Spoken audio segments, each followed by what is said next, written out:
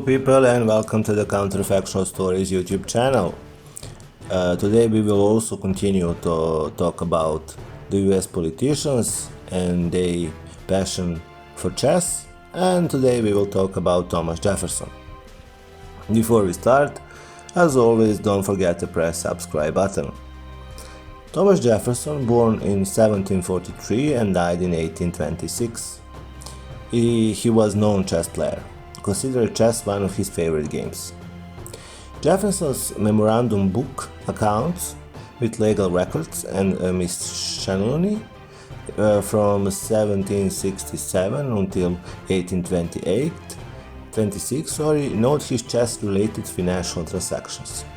Now I will read it, and it is very interesting.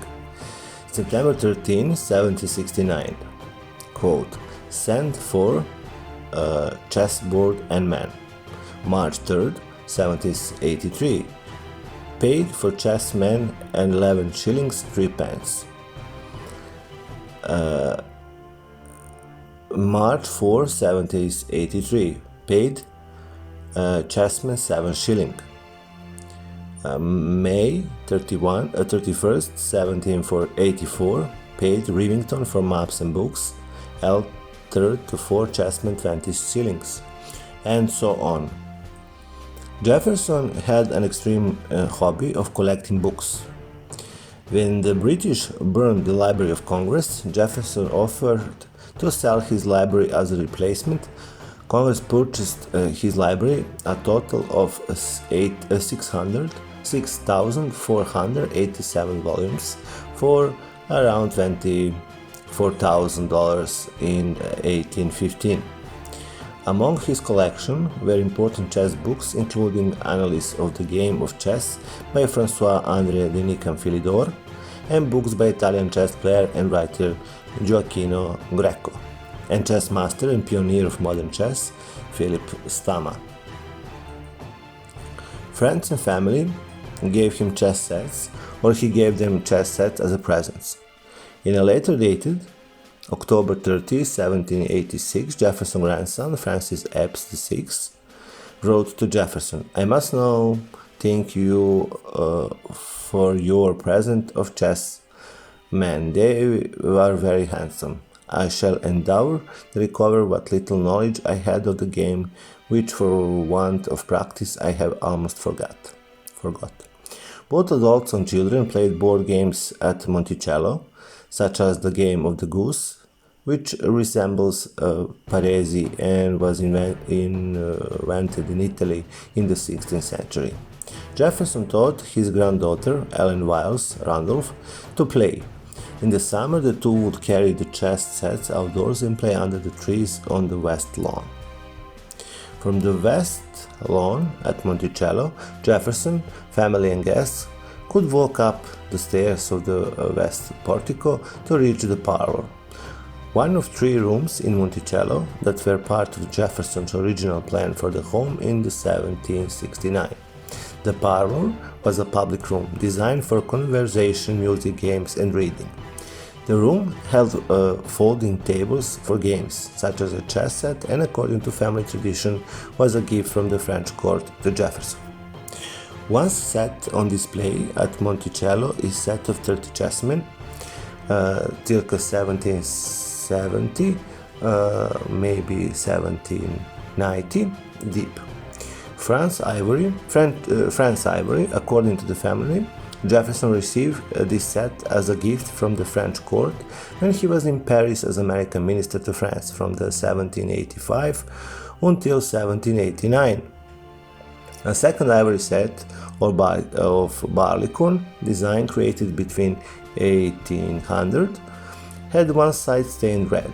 It is not known when or where Jefferson acquired the set, but it's believed that it was created or purchased in London. The barleycorn design was growing in popularity in the 19th century and was named for the leaf motif encircling the main shaft of the kings and queens, almost becoming a standard before the Staunton style emerged. These are the only 2 sets owned by the Thomas Jefferson Foundation. As of August 13, 2012, the barleycorn set is on display at Monticello, while the deep set was exhibited at the Smithsonian Museum of American History as a part of Slavery at Jefferson Monticello Paradox of Liberty, from the January 27 until October 14 in 2012. Many stories of Jefferson playing chess come from his daughter Ellen Wiles Randolph Coolidge. She wrote, "So he was, in his youth, a very good chess player. There were not among his associates many who could get the better of him. I have heard him speak of 4 hours games with Mr. Madison. Yet, I have heard him say that when, on his arrival in Paris, he was introduced into a chess club, he was beaten at once, and that so rapidly and signally that he gave up all the competition. He felt that there was no disputing such a palm with men who posed several hours of every evening in playing chess." In a letter to his granddaughter Mary Jefferson Epps, dating July 31st, 1791, Jefferson expressed concern for his ivory chess set that was unaccounted for after his move to Monticello. You mentioned formally that the 2 commodes were arrived at Monticello. Where are my 2 sets of ivory chessmen in the drawers? They have not been found in any of the packages which came here, and Patrice seems quite sure that they were packed up. Adrian Petit was Jefferson's trusted butler. In his later years, he played Benjamin Franklin, also a keen player. He would write letters about Franklin and how popular he was in France because they played chess with beautiful or powerful women. In one case, Franklin was playing the Duchess of Bourbon, and she moved her king into a check, an illegal move. Instead of telling her the move was illegal, he captured and removed her king. Jefferson wrote, "When Dr. Franklin went to France on his revolutionary mission, his eminence as a philosopher, his venerable appreciation, and the cause on which he was sent rendered him extremely popular, for all ranks and conditions of men there entered warmly into the American interest. He was therefore feasted and invited to all the court parties. At these he sometimes met the old Duchess of Bourbon, who being a chess player of about his force, they were generally played together. Happening once to put her king into prize, the doctor looked, 'Ah,' says she, 'we do not take kings so. We do in America,' says doctor."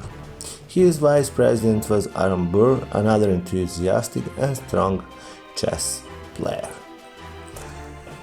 I hope you liked this episode. Don't forget to press subscribe button and see you soon. Bye.